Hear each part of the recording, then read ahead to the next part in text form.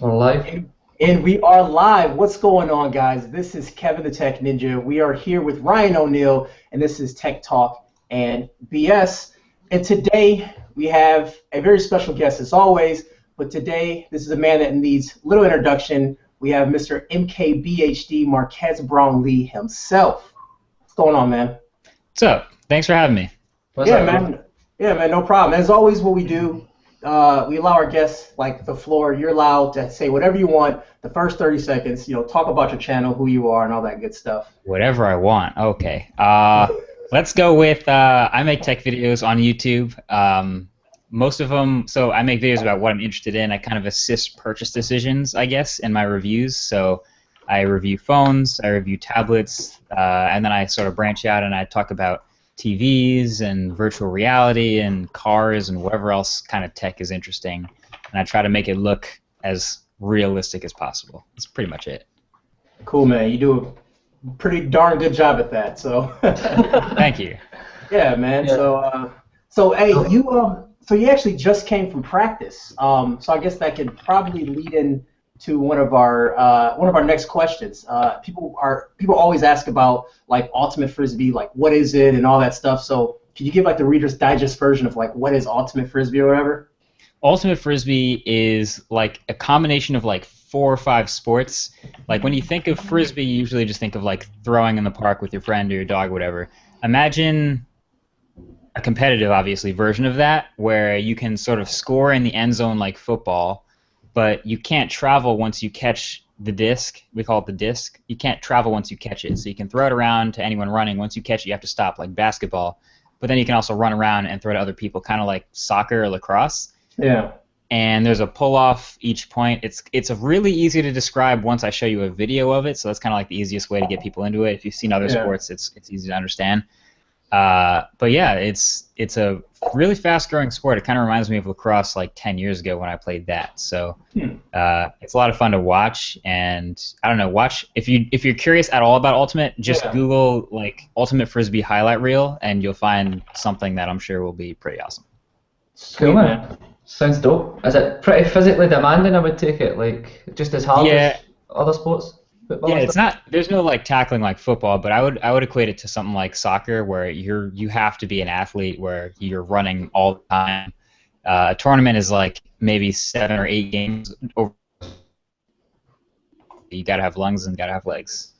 Yeah, lungs definitely come in handy. Okay, guys, so it's probably a good start right now to let everybody know if they have any questions. You can ask in the live chat. It's being monitored. And you can also use the hashtag TTBS on Twitter. We always try and get as many questions across as we can, because we really rely on all the viewers to make the show flow as we go along. This week's show is obviously sponsored by Slick Wraps, where you can pick up some awesome skins for your device, and you can find links down below in the description for that. Okay, that's that bit over and done with. So Marques, there's absolutely like tons of questions. I've been tweeting all week about the show, and some of the questions we have are so many.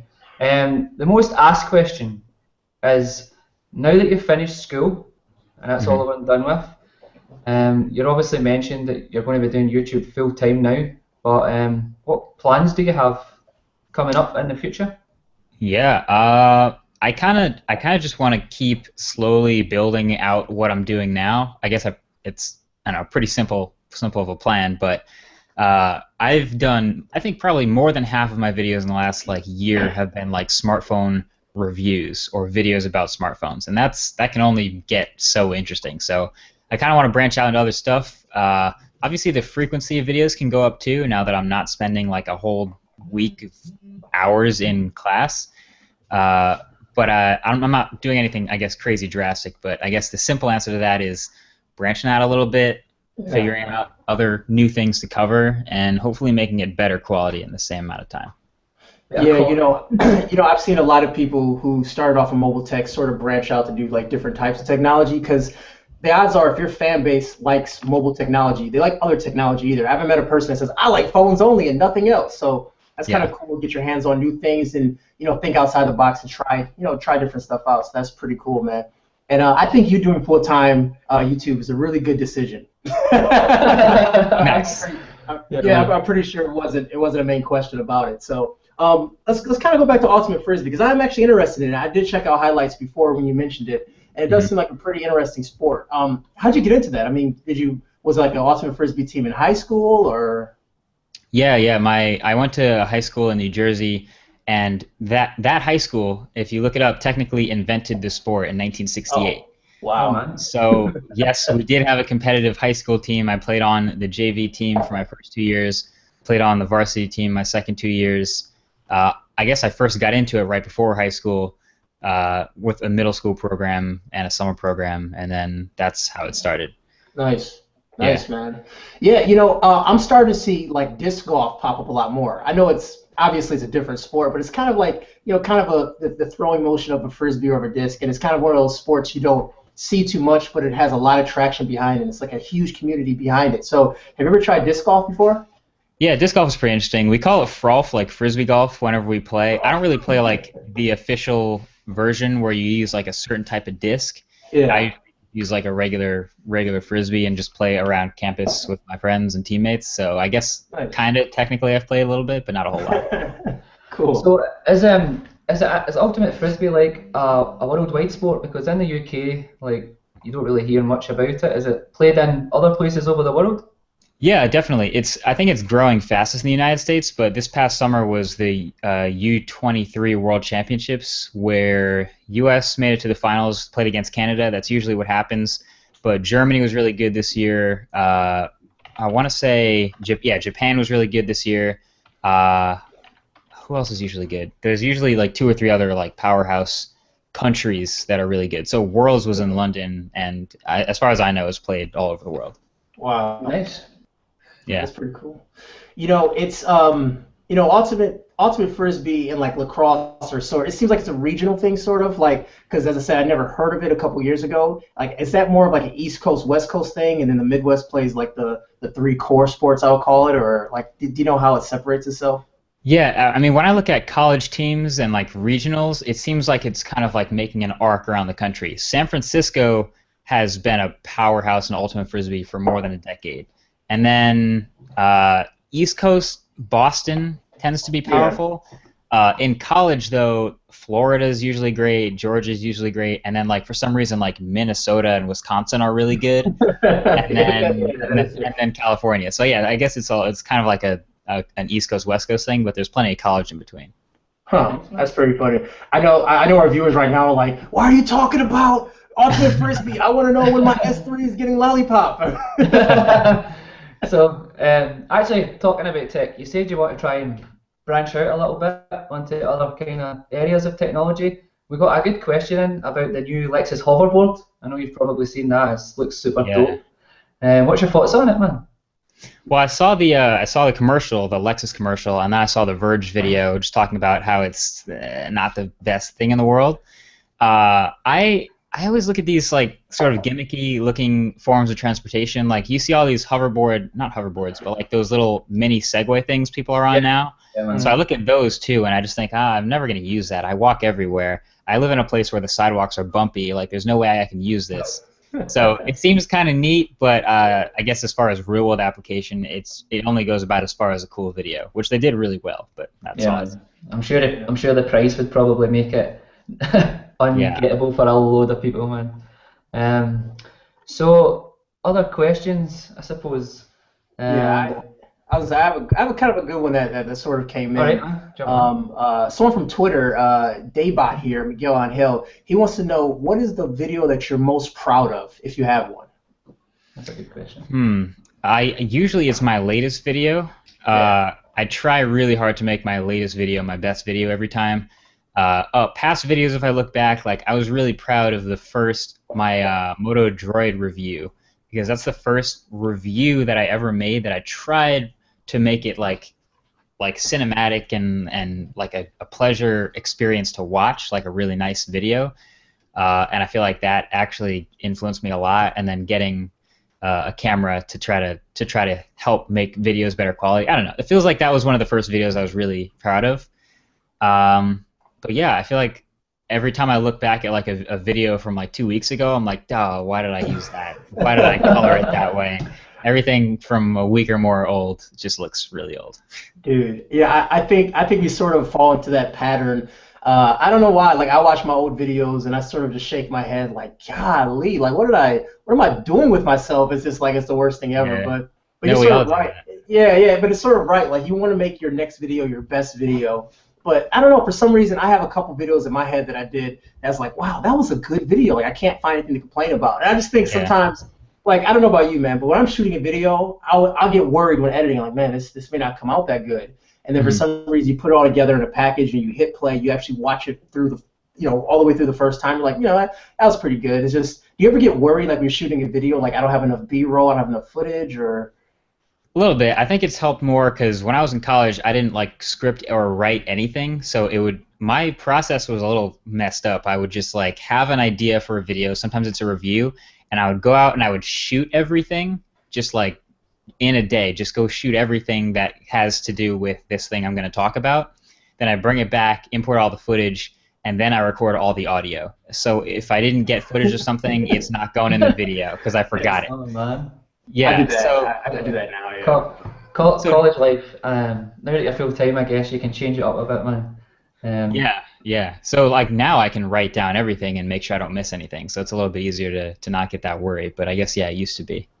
Yeah. So I mean, it's I guess it sort of leads into a question that I may have. Like, what's your video process? Like, do you shoot B-roll first? Do you use a device for a while? I mean, like, what? So kind of a quick like process of one of your reviews.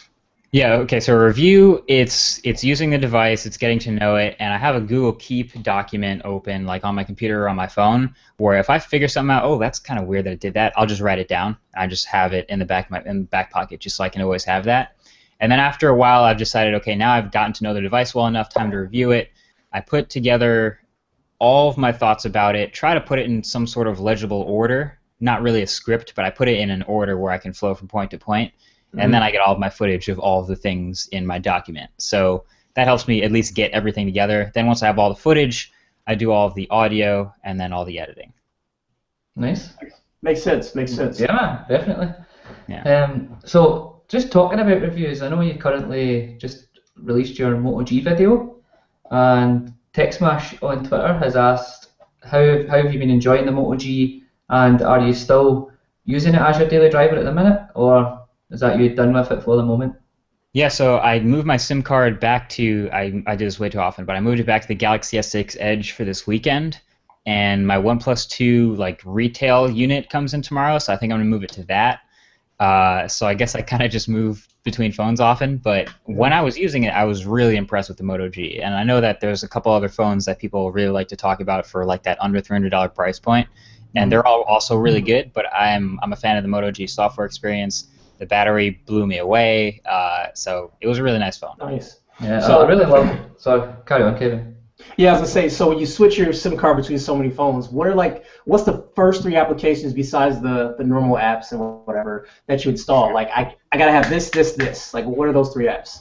First thing I gotta have, and I'm doing a Periscope about this tomorrow because I'm Nice. gonna do an unboxing and setup of the OnePlus 2. I always do Dropbox, Pocket, and Phoenix. Nice. So Dropbox when I want to get like screenshots of things or want to grab some wallpapers and set some stuff up like that.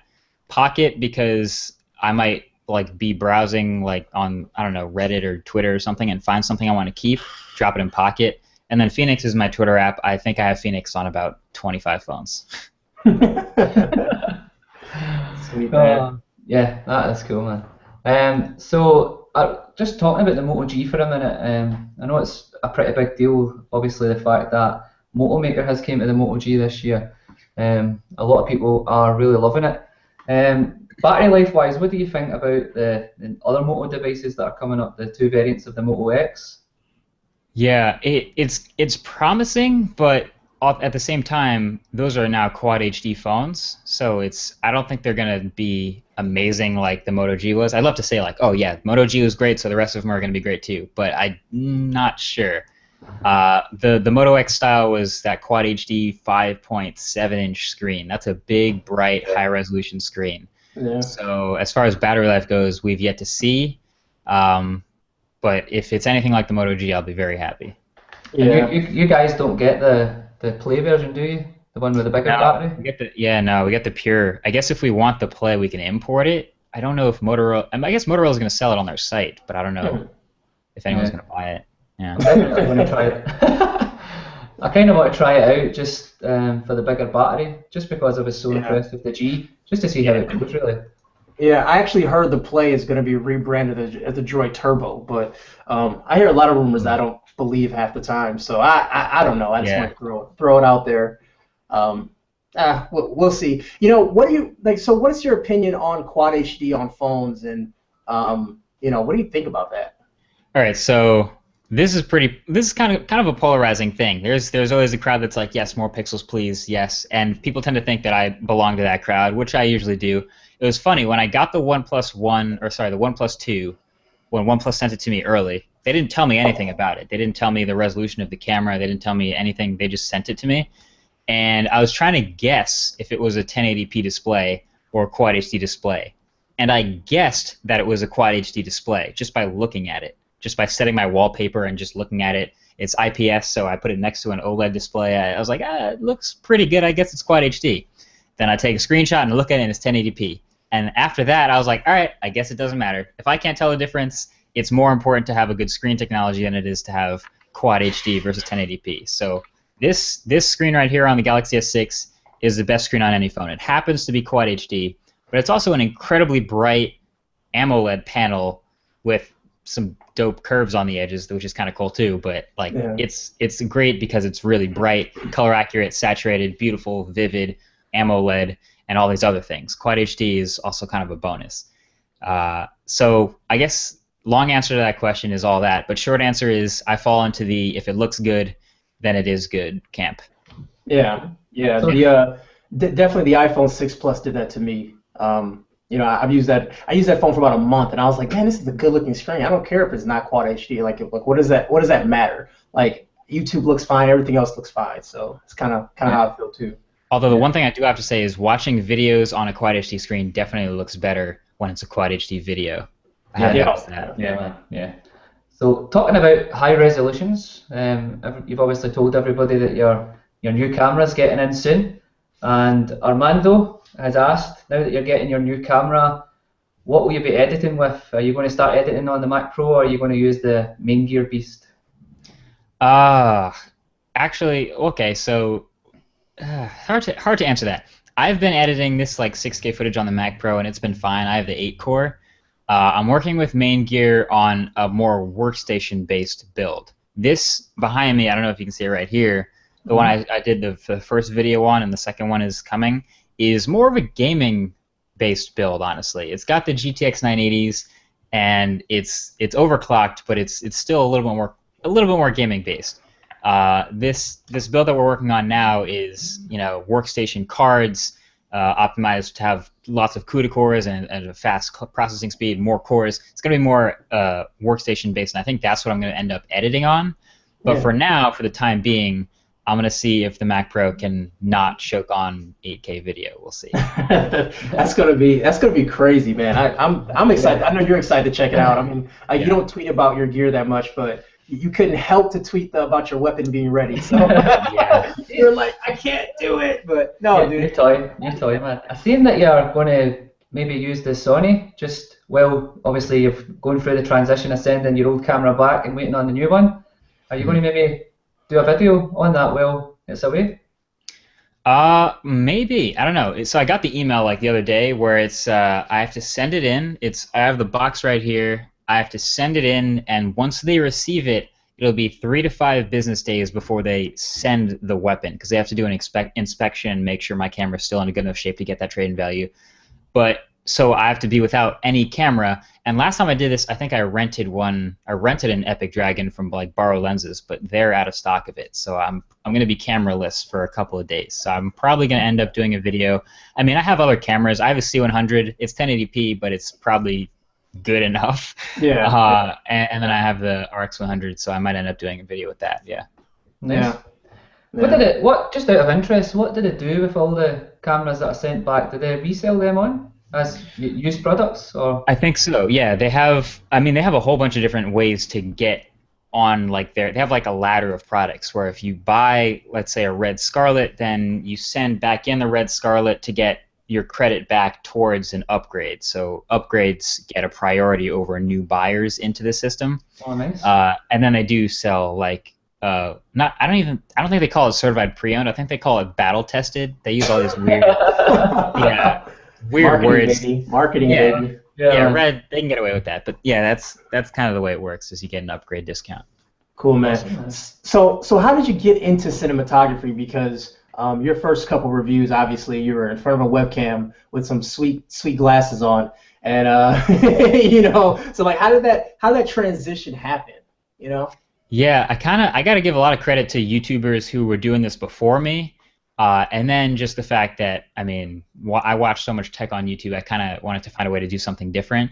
And I've always kind of been obsessed with cameras anyway. But when I first got the Sanyo ZACD CG10, that little handheld camera, it happened to have a really nice autofocus and a really crisp macro mode. And I kind of got like obsessed with that, like getting a really close-up of something with a blurred background. That was like the first probably like little drop of poison in my system that made me want to do that all the time. Then I got the Canon T2i, and that's like, I guess I got that because I'm watching YouTubers like a throwback, Matt's Macintosh. He did a lot of videos right when I was starting up. John Quach, who did videos for the Techno Buffalo channel for a while. He did a lot of videos like that.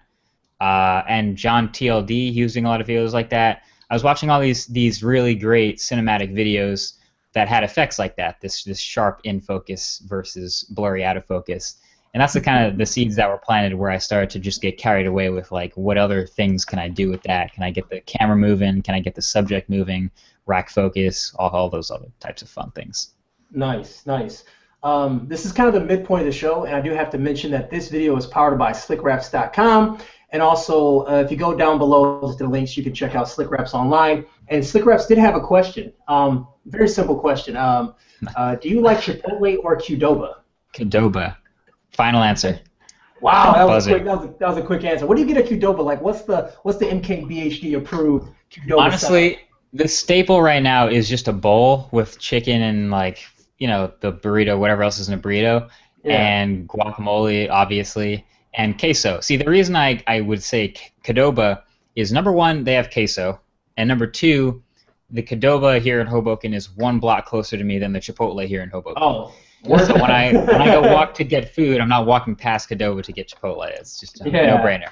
Yeah, man. Yeah, I'm a big fan of well, let's not talk about Qdoba too much. They're not sponsoring the show, but yeah, I'm a big fan of Qdoba and all the queso sauces and stuff. Are you going like low carb because you're going the burrito bowl, not the actual burrito? I'm going high carb. I get the chips on the side, but I don't know for some reason I don't like the burrito. Yeah.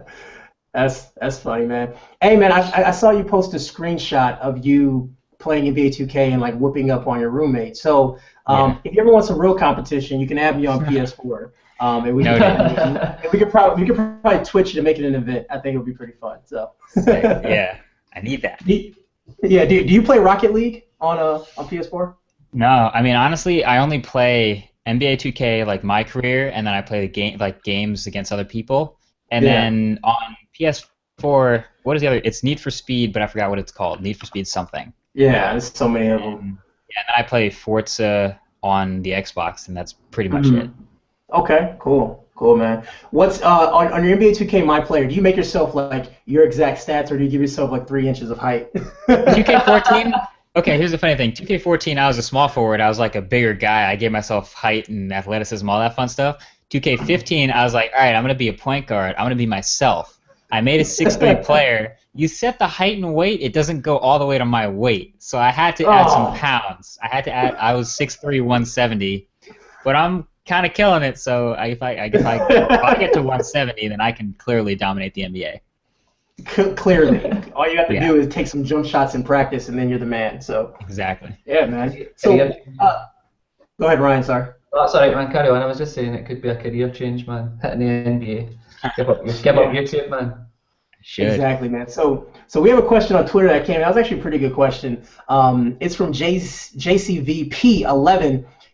He wants to know, do you feel that mobile technology is going to progress in 2 years, like how it's been doing in the last year so far? Yeah, I mean, Moore's Law. it's held true. I guess if for those unfamiliar, it's just that technology it exponentially increases every year or every whatever time period you want to use. So if you look back 10 years versus looking back 20 years, the improvement is huge in the last 10 years compared to the last 20. So in the next 2 years, it's going to move forward, whether we think it is or not. Yeah.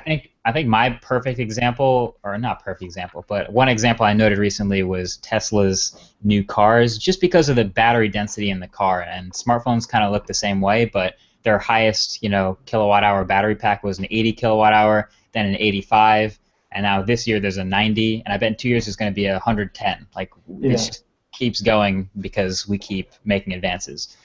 And it's not something we can take for granted. Like there's people working really hard to make that happen. But yeah, I think mobile tech, we're gonna see a 4K screen in a phone. It's just gonna happen. Yeah. Yeah. So what do you see happening besides a 4K screen? That's kind of on the horizon. Like what new thing in mobile is gonna knock our socks off? If you wanna be aggressive and just guess something. Well, let's see. There's the typical numbers game we play is with battery size, camera megapixel count, and display resolution. So those things, let me say, in 2 years we're going to have a phone with a 4K screen, a 3600 milliamp hour battery at least, and a 28 megapixel camera at least. And the numbers don't even say that much, but that's just the way tech is moving forward. And I don't know what else. Screens and phones.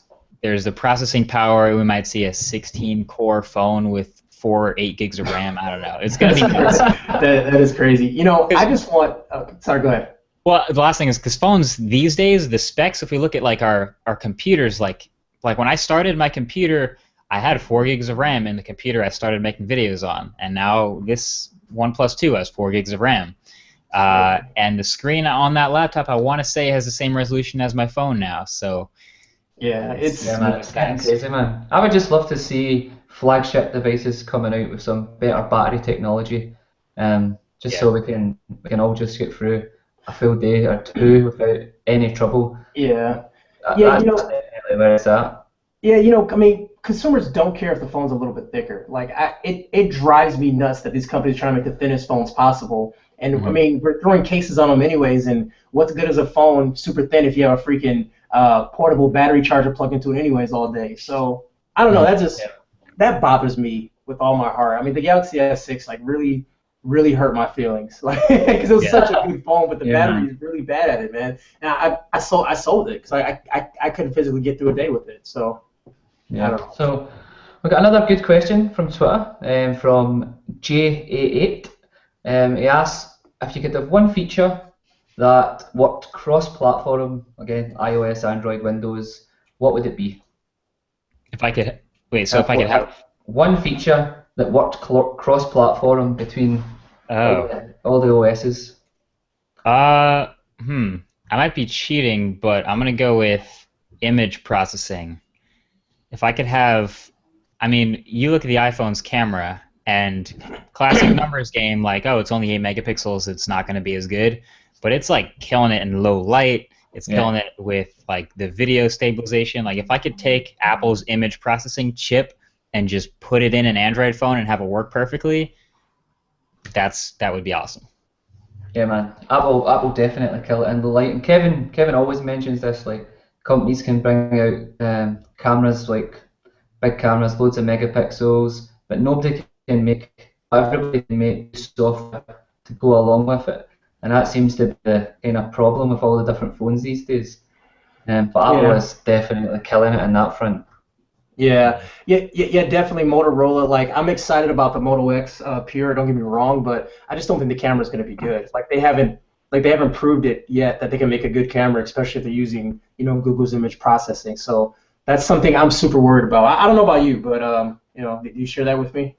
Yeah, that's one of those cameras that's in a I'll believe it when I see it category, because everything is pointing towards this is going to be the best Motorola camera ever, which isn't saying much, but it's apparently being compared to the likes of the Galaxy S6 and stuff like that. So I played with it at the event. I wasn't impressed. I'll try again when I get the phone in person, but we'll see.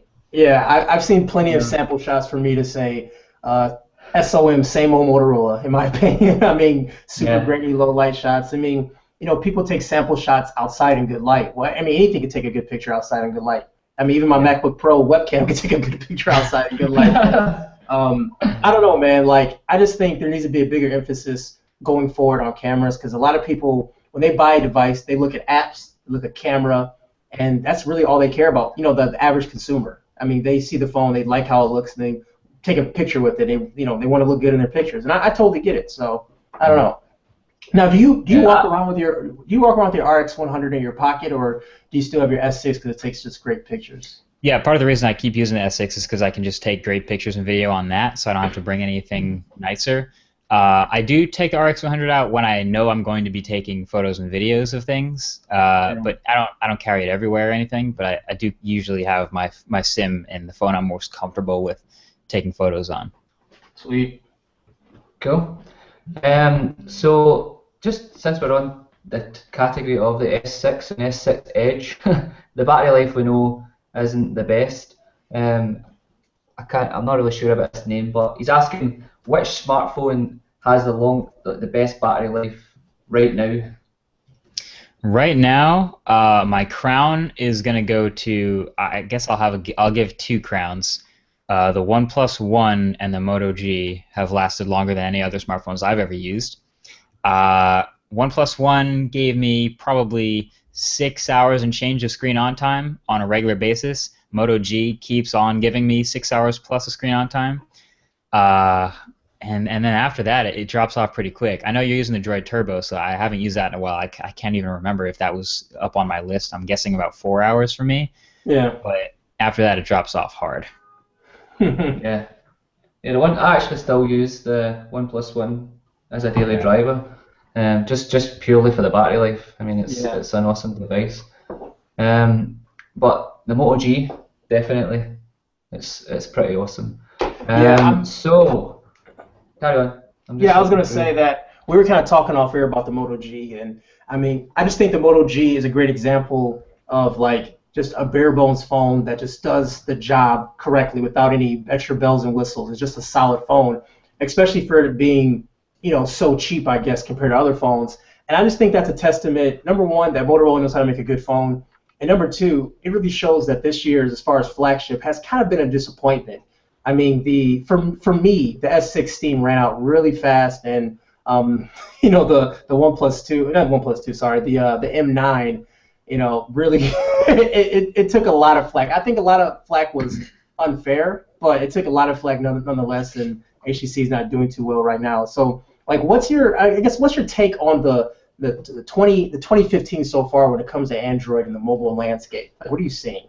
Well, on the Moto G, I feel like that phone did so well because a lot of the bells and whistles that we see on other smartphones are really not that great. So when Motorola puts together a smartphone and they're trying to make it cheap, they have to scrap all those bells and whistles.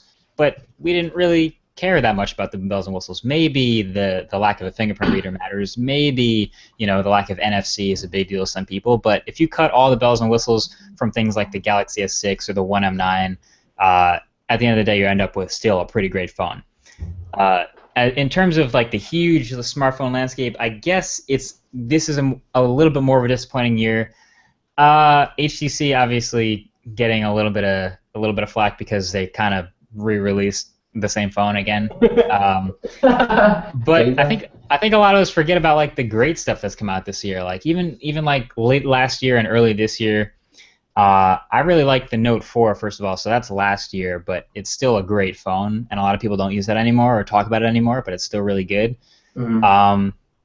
And I'm actually really liking the OnePlus 2. Like I'm using a pre-release piece of hardware with no back. I can't even like put a SIM card in it, but I keep using it because it's so good.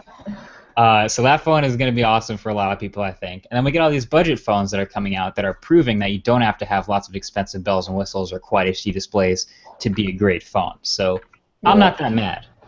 So just going on from that, there's people asking, actually a lot of people asking, due to the fact that we're getting loads of these flagship killers, all these kind of things coming out at awesome prices, what do you think the future for Apple is in terms of, obviously their prices are not going down any. Yeah, I think my little curious bit that's nagging me is what are they going to do about the iPhone 5C? Is there going to be an iPhone 6C or a 6SC? Like, are they going to try that again? Yeah. They really could try that again. People will still buy an iPhone 5S if you rebrand it as something else. Like, that's been proven. So Yeah. I feel like they could give it a shot. I don't know. The new iPhones, they focus on the build and they focus on a little bit thinner, a little bit lighter, and that's classic Apple. But I just keep wondering about that cheaper iPhone if they're gonna try that again. Most definitely. I mean, a lot of these companies like Huawei is cleaning up in Asia right now. So I want to see what Apple's response to that, if they can, seize that market completely. So I mean, it's just I don't know. I think it's an interesting time in technology, especially here stateside. We are starting to see a lot more unlocked phones, and a lot more consumers are becoming smarter that you can be out of a contract and still have a solid phone for a decent price. So I'm super excited about that. And I know you probably heard the news about Verizon getting rid of sort of contracts and going sort of the T-Mobile route. It's like what's your take on carriers right now? That's especially with this news breaking. Yeah, here's the thing. Pretty much no one knows what the hell their carrier is doing. Like 98% of people just pay for it and just take my money and give me service. Like if I can get more, people don't really care about counting minutes. Most people don't count data. Like most people don't go over their data, which is why they can get away with charging stupid amounts of money for us who like more data. So the couple of percent of us who are into buying phones off contract and moving our SIM card back and forth and making sure we get as much data as possible, we're in a minority that really cares about this stuff and the carriers can't get away with charging us like ridiculous amounts. But at the end of the day, that other 98%, they're just going to they tend not to change their phone plan. They only upgrade every 2 years. Yeah. And in that case, they're just buying the new iPhone usually. So they don't pay that much attention to what the carriers are doing. So I think it's cool that Verizon's trying to offer something new and try to be competitive. T-Mobile's making waves. They're doing tons of crazy crap all the time. So good for them. I'm excited as one of those 2% who's like interested in that stuff. But yeah, at the end of the day, in the United States anyway, a lot of people aren't even paying attention. Yeah. In the UK, it's like so different. You guys pay so much money for contracts and stuff out there, especially upfront money. I mean, in the UK, most of the new devices that come out, most of the time we don't even have to pay a premium up front. So I don't know why you guys get hit so hard, but as you said, it's pretty bad in that way. So just moving on, I mean, the chat's going wild about smartwatches. I know we're all expecting the new Moto 360 at one point, but what do you think the future is for smartwatches in general? What do you think we're going to see? Anything good? Yeah, smartwatches kind of did one of these and then one of these. So I don't know if that was backwards, but like they exploded onto the scene, and we all got this new Android Wear stuff, and the Apple Watch and WatchOS 2 and the new version of Android Wear. It all accelerated really quickly, and now we kind of just see this sputtering out where we get a little bit of different designs once in a while. But people aren't really talking about smartwatches the same way they are about like, ooh, this new budget smartphone with certain specs. I kind of see a lot of these smartwatches as being almost the same internally, but with different designs. So design is cool. You have to focus on design. It's a piece of jewelry, basically. If you do design well and it works with people's phones, they'll probably enjoy it and buy it. But I wear a smartwatch sometimes. I use it for fitness once in a while, but I don't really look for that much else in a smartwatch. So I was using the original Moto 360 up until now, basically. I keep using that. Yeah. I think it's sort of time to wind down. We kind of came rapid fire with you with questions, man. So Sorry about that. So you can sort of turn off MKBHD mode, and let's talk to Marques now. And All right. I'm going to ask some questions about you. Sort of the whole BS talk, I guess. Because I mean, I know there's always two sides of someone. There's the person on YouTube, the person asking questions, family tech support, and then it's you. You know what I mean? So I'm more interested in Marques the person. So like, are you MKBHD no matter where you go? Like on your who in your life keeps you centered to say, hey, you're just Marques to me. You're not MKBHD, YouTube superstar. Probably my teammates. Any Ultimate team I play on, like we're just a team. We're working together for the same goal. We work out together. We get up early. We suffer through tournaments and workouts all the time. So that's probably the best place to stay centered is my best friends, and my teammates. Good. Yeah, I guess that's it. Yeah, because because you come off just from everything I've seen you on Periscope, YouTube, and Twitter, you come off like a real humble dude, like from humble beginnings and just like real self, just cool, even keel, like not much gets you riled up. So I always want to know because there has to be some foundation keeping you grounded.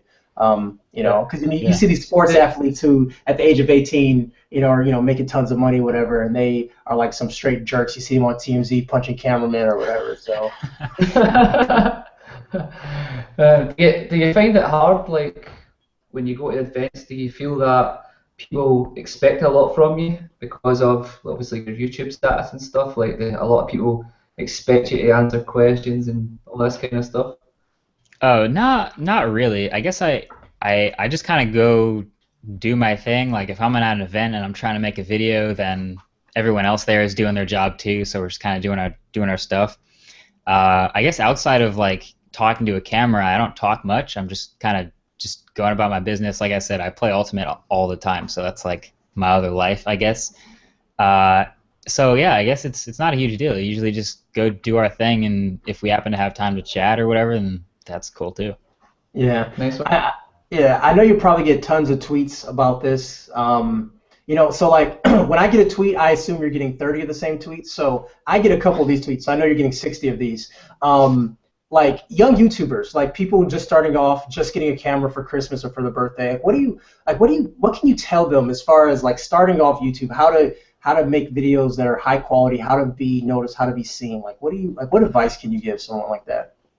Yeah, so I guess as far as the making good videos part, it's gotten easier and easier actually. If you can shoot a video on your smartphone that looks better than my first 2 years of videos today, then you should do that.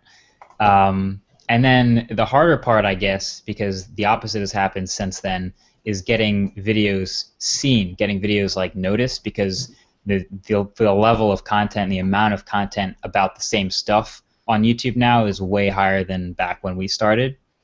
I guess the only advice for that is just basically what I did is just keep making videos that you would want to watch, keep making videos that you would want to see. If you're going to go subscribe to a channel, what videos would you want to see popping out of in that subscription box every week? And just go out and keep making that. And eventually people who want to see that will find it. It might take a while, it might seem slow. The rate of growth of the people you're watching might seem really high because you're just getting started. It took me, I don't know, 100 videos to get 78 subscribers over the course of like a year. So obviously it's not going to happen instantly, and you kind of have to just deal with that. Yeah. So just talking about YouTube, I'm interested to know if you could rate YouTubers and your personal top 3 people that you like watching their videos. Who's your favourite YouTubers out there? Oh man, there's so many. I hope I'm not putting you on the spot. No, there's a lot. I watch a lot of tech, but then I also watch a lot of I watch a couple car. I don't know if it's a car blog, but car channels, and I just kind of watch a lot of sports stuff. So like the NBA. This is gonna sound dumb, but the NBA channel, like there's probably literally like a room of editors for that channel because it's just a company just pumping out videos all the time. So I like to imagine like sitting in that room and just looking around and seeing all these videos being made. I don't know. So Casey Neistat's vlogs recently have been awesome. Mm-hmm. He's doing a vlog every single day. I don't know how long he's going to do it, but every day there's a new video with some new style or some new action or whatever he's doing. So that's a channel to watch. Every time a new TLD video comes out, I have to watch it because he's kind of the same, like focus on quality, but also like vary the style. You might try new things in a new video you've never done before in the next video. So if I watch one of John's videos, then there's going to be something new, probably something fun to check out. So watch those. And I kind of have to give a shout out to my friends, I guess, but like there's about 70 YouTube channels that I can just spit out right now, making tech videos about awesome stuff that we're all interested in. So Sweet. Yeah. That's cool. I agree on the Casey Neistat front, man. He's one of my favourite YouTubers of all time. Yeah. I love watching Yeah. Casey's vlogs every day. He really puts a load of effort, and imagine like how much time is spent making daily vlogs. I mean, that must be a long day, filming all day and editing all night. It must be a crazy lifestyle. Yeah, total. I guess the Uh, total number of hours into that is probably huge. Yeah, yeah. I have mad respect for daily vloggers. I just picked up the RX 100 because I'm going on vacation a little bit, so I want to have like a small camera with me that I could take sweet video with. And I've been trying to vlog a little bit and like kind of make a daily vlog, and I'm like, this is tough. I don't do enough stuff to have a good daily vlog. Like I feel weird like walking in the grocery store with my camera, like, hey guys, I'm buying milk and butter right now. I mean, it's just I don't like I don't know what to talk about, but Dude, I said the same thing. Like people asking, like, dude, you should do a vlog channel, and I'm like, it would just be me editing all like. It wouldn't be Exactly, fun. man. Yeah, and this Um, I guess this kind of leads up to a great question. Like, what's a misconception about you that people assume about you just from seeing your videos? Here's your chance to clear the air. Honestly, probably that like my life is crazy, exciting. Like obviously, it's fun that we get to play with these new pieces of tech and gadgets. That's an awesome thing that you can never really turn away from. But I go to class. I went to class every day. I practice every other morning. I have tournaments every weekends. I'm a pretty normal person that happens to be doing the videos too. And I think once you realize that, like if you look around and see all these other YouTubers, they're also like just people like us doing videos because we decided we wanted to make videos. Like it's not that different. So if you think I'm like going around like I don't know to strip clubs and just throwing, it's not happening. throwing dollar bills, man. Oh, Yeah. man, that I think that'll be a good like a funny video like YouTube misconceptions. Like, what do you think? Yeah. Like opening the door to your house or whatever, and just all this tech gear and S6s and Mac Pros fall on your face, and you're swimming in technology. So I don't know, man. That was good, man. That was a really good question, man. I've had a lot of fun. I think this is we're just at the hour mark, so I think it's time for us to sort of wind down here and do our parting shots. Now, Marques, the way our parting shots work, we give you another 30 seconds to say whatever you want, not related to technology, not related to your YouTube channel, just whatever you want, and the floor is yours. You got 30 seconds. Man, it has to not be related. Yeah, if you want, we try to make it fun. Part of the BS segment of our show. So. Okay. Let's go with don't knock something until you've tried it. So that goes for YouTube. I know a lot of people like to talk about like, oh, I could make these YouTube videos and be killing it. So do it if it's so easy. Two, if you're watching Ultimate Frisbee and thinking that's not a sport, I could do that. Try it. You might be surprised. I know a lot of people play other sports, look at Ultimate and say, well, dude, I play a real sport. Try it. And I don't know, find your intrinsic motivation and just kill it. Like nothing's gonna hold you back from killing it. So. Shots fired. Yeah. Man, shots fired. Go ahead, Ryan. 30 seconds, man. It's just the usual. I would just like to thank you, Marques, for taking the time out your busy schedule. I know you've just come off from a busy day and coming on here, so I appreciate it a lot. I know everybody's been asking for you to be on the show for some time. Other than that, that's pretty much it, guys. Obviously, thanks to Kevin for being on the show with me as always. Yeah. And keep it real, man. Be kind to each other. Yeah, So- thanks for hosting. It's actually perfect right now. It is 3:01 p.m. So rest in peace to 3:01 on YouTube. You lived a good life. I just recently joined the 3:01 Club like 2 months ago. So now seeing the real-time counter, I don't know. It's funny how something's so small. They fixed a bug. Dude, I'm still not over it. I know it's So like weird. it's like a good friend. Like a good friend died, you know. So I feel sad about 3:01 being gone, but it's good to have real-time counters so you can really see like the true views, I guess. But it's gonna take a lot of time to adjust, especially people who've never felt the 3:01 in their life. So rest in peace, 3:01. I pour out some liquor for you, little homie. And that's it, guys. It looks like you're drinking piss. Side man. All right, go ahead and wrap it up. In your American accent, Ryan, go ahead and wrap it up. Okay, guys, thanks for tuning in. As always, be kind to each other. Love y'all. Peace out. Peace.